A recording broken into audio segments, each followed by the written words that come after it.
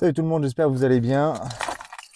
Là, je vais au ciné et je me suis dit que c'était peut-être le bon moment pour vous faire une vidéo un petit peu EDC. Donc, EDC, c'est quoi? C'est Everyday Carry. Alors, là, c'est une EDC un peu spéciale parce que l'objectif, ça va être de parler de l'EDC que je prends quand je vais, par exemple, au cinéma. Donc, comme je le disais, l'EDC, ça a pour objectif de te sortir facilement de la merde quand tu te retrouves dans une situation complexe. Par situation complexe, j'entends plusieurs choses. J'entends aussi bien un événement inattendu, un attentat ou autre, comme un événement qui peut être assez facilement surmontable, comme une coupure de courant. C'est des choses toutes bêtes, mais qui sont pour moi hyper importantes à prendre en compte. Le fait d'arriver dans un endroit et de ne pas y être préparé, déjà pour moi, c'est déjà un certain manque de jugeote et de préparation qui peuvent entraîner derrière des complexités qu'il faudra assumer. Du coup, le décès que je vais emmener, moi, il va me permettre surtout de traiter certains problèmes. Des problèmes qui peuvent être facilement rencontrés dans un cinéma.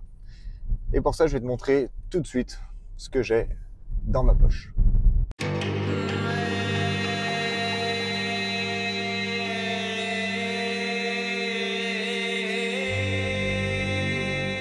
Du coup, pour tout ce qui est de l'EDC, c'est aussi une vision globale, hein. C'est pas juste du matériel à avoir sur soi. Typiquement, si je vous donne un exemple, l'EDC doit vous permettre de survenir à des situations extrêmes comme des situations, on va dire, un peu plus classiques. L'objectif étant en fait de ne pas être débordé lors d'un événement. Si vous êtes en incapacité, à mon sens, de subvenir à un événement, c'est que vous n'étiez pas préparé correctement. C'est aussi simple que ça. Là, par exemple, vous voyez, je suis en train de me garer au niveau du parking du cinéma. Déjà, première chose, c'est que je ne me gare jamais, en marche avant. Tout simplement, s'il y a un événement, il sera plus facile pour moi de sortir en étant en marche avant. Ça, c'est une première chose. Ensuite, concernant le matériel que je peux emporter dans le cinéma avec moi, il y a plusieurs choses. Déjà, il y a mon téléphone, avec lequel je suis en train de filmer actuellement, qui a une batterie qui est chargée et qui est déjà mis, le téléphone est déjà mis en mode silencieux et en évitant tout ce qui est vibration, pour la simple et bonne raison que s'il se passe un événement d'urgence, je n'aurai pas à venir passer mon téléphone en silencieux sans les vibrations. Et du coup, ça me fait gagner un gain de temps et surtout me permet de communiquer tout de suite avec le 114 par exemple, les forces de l'ordre qui sont compétentes. Si, je sais pas, il y a une prise d'otage, s'il se passe quoi que ce soit, et ça me permet de communiquer de manière discrète en faisant des SMS. Ça, c'est un des premiers points. Deuxième point, sur ce que j'ai sur moi, j'ai toujours avec moi ma montre que j'aime tant. C'est cette montre-là, la Garmin, qui se recharge toute seule avec l'énergie du soleil et qui est toujours chargée au maximum parce que j'aime avoir l'heure. Ça me permet d'avoir ma géolocalisation aussi parce que ça me donne des coordonnées GPS au cas où il se passe quelque chose. Donc ça, c'est des points hyper importants qui sont pour moi essentiels. En plus de ça, elle a une possibilité de faire une mini lampe torche. Donc ça, c'est des éléments hyper intéressants pour moi. De savoir où est-ce que j'en suis, quelle heure il est, parce que voilà, c'est tout un tas d'éléments qui me permettent de savoir des choses. Ça me permet aussi de m'orienter en fonction derrière s'il y a besoin. Bon, dans un cinéma, c'est relativement simple, mais bon, à l'extérieur, voilà, c'est autre chose. Donc voilà, ça c'est pour les éléments que je peux avoir sur moi facilement. Ensuite, ce que je prends tout le temps avec moi lorsque je vais au cinéma, c'est tout bête, mais c'est ma lampe torche. Moi, je l'aime, elle est un peu crantée au bout, parce que ça peut me servir aussi bien d'impact tool que de tout ce qui va me permettre de venir aveugler des gens, aussi simplement que ça. Ça va me permettre aussi, si je suis dans un événement où il fait sombre, je sais pas, moi, il y a un incendie, il y a un moment de panique, une coupure d'électricité, au moins je suis pas dans le noir, ça me permet de me déplacer assez facilement. Ça, c'est cette lampe torche qui est super utile pour moi. Ensuite, derrière, il y a une chose que j'ai dans ma pochette. Pochette, pareil, que je porte d'une certaine manière pour éviter qu'on me la tire. J'ai tout simplement un pansement compressif. Alors, c'est peut-être très bête pour certains, mais je sors, je me fais agresser à coups de couteau, je peux me faire un pansement compressif. Je le prends pas, aussi, des fois, j'ai un garrot avec moi. Là, je l'ai pas forcément avec moi, mais ça peut m'arriver aussi d'avoir un garrot. Je pense que le pansement compressif, là, je suis dans une ville, je sais que les pompiers sont assez rapidement présents sur place. Donc là, pour le coup, un pansement compressif est largement utile et suffisant pour moi.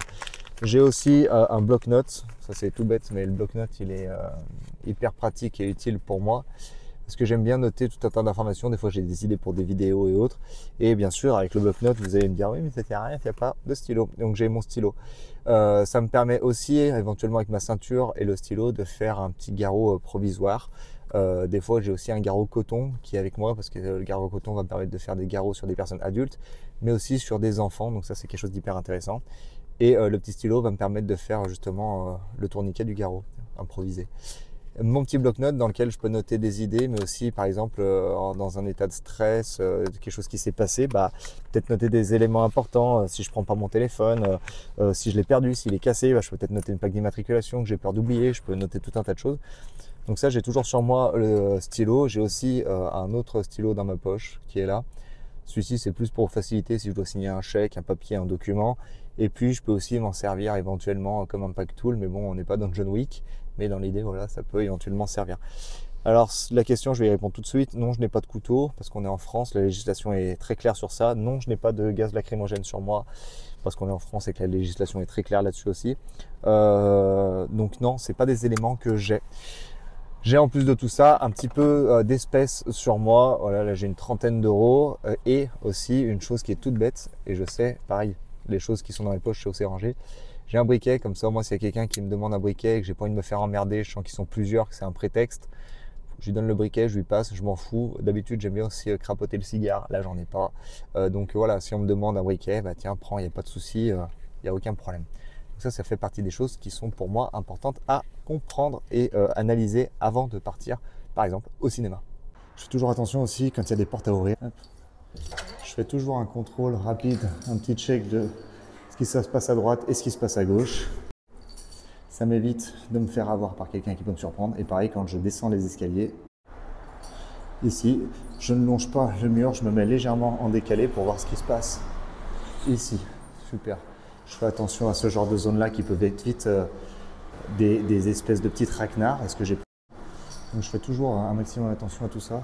Je regarde, je suis attentif à mon environnement. Donc dans mon DDC, voilà à peu près les choses que vous pouvez y retrouver. C'est des choses toutes simples mais qui sont hyper importantes pour moi. Après, tac, voilà, je longe jamais les murs, je fais toujours gaffe.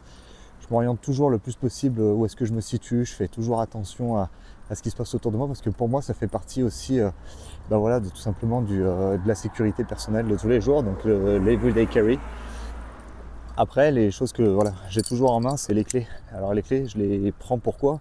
Parce que ça va aussi me permettre de facilement frapper, mais c'est pas, ça va me permettre aussi d'éviter de les chercher pendant 4 jours. Donc les clés, je les prends et je les prends dans la main de cette manière-ci pour pouvoir éventuellement frapper avec celle-ci pour éviter de les chercher et que ça soit du coup inutile. Même chose quand je sors, je suis comment ça s'appelle, comment on peut définir ça tout simplement, c'est comme ce qu'on appelle un grey man, c'est-à-dire que j'ai pas d'éléments ostentatoires, j'ai pas de choses qui montrent quelque appartenance, que ce soit au niveau religieux, au niveau financier. Je suis très simplement habillé d'un t-shirt noir, j'ai ma petite pochette qui est sur le côté facilement accessible pour moi et pas pour les autres, et j'essaye de faire le moins de vagues et de moins être repérable possible. C'est pour ça que j'aime pas forcément filmer quand je suis en ville, parce que là du coup je peux attirer un petit peu les convoitises. En plus je filme avec mon téléphone, donc ça peut être un objet qui attire. Donc c'est pas forcément les choses que je préconise. Bien entendu, c'est toujours essayer d'être caché. En plus de cela, j'ai dû enlever la coque de mon téléphone et ça me dérange parce que la coque de mon téléphone, moi j'aime bien l'avoir. D'une, ça sécurise mon téléphone, mais deux, si je le fais tomber dans la panique, il se casse peut-être moins que si je ne l'ai pas justement, et ça me permet aussi de faire hyper gaffe et de l'utiliser pourquoi pas pour frapper. Alors moi l'idée de la frappe est toujours importante selon moi, mais après ça c'est un autre débat. Donc là je vais arriver au cinéma et je vais faire une autre chose, c'est que je vais contrôler mon environnement dans le cinéma, voir à peu près qui c'est qui est présent dans le cinéma, voir à peu près les comportements qu'il peut y avoir. Et je vais aussi faire attention à une chose toute bête, mais c'est les sorties de secours, les issues de secours, même si c'est un cinéma que je connais, mais c'est des choses que je reprends en compte à chaque fois que j'arrive. Donc là on va passer la porte du cinéma. Du coup, pour ce qui est du film, il était super bien. Je continue mon explication. Pareil au cinéma. Je vais éviter de me coller au siège où en fait je vois pas des personnes.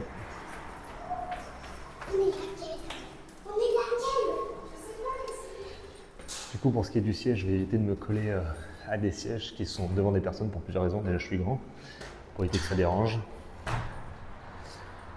Et ensuite, pour que si, admettons, il y a quelqu'un qui décide de m'agresser et de me sauter dessus, je puisse réagir ou du moins l'entendre. C'est pour ça que j'évite d'être collé à des gens et que je ne vais pas au cinéma aussi quand c'est blindé de monde. Là, vous voyez, j'y suis allé. Il est à peine 13h quand je suis arrivé. Je sais que c'est pas des séances qui regroupent beaucoup de monde. Donc moi, ça me permet de faire ma séance en sécurité. C'est pas blindé. En plus, là où j'habite, j'ai un peu le don de croiser des gens que je connais tout le temps.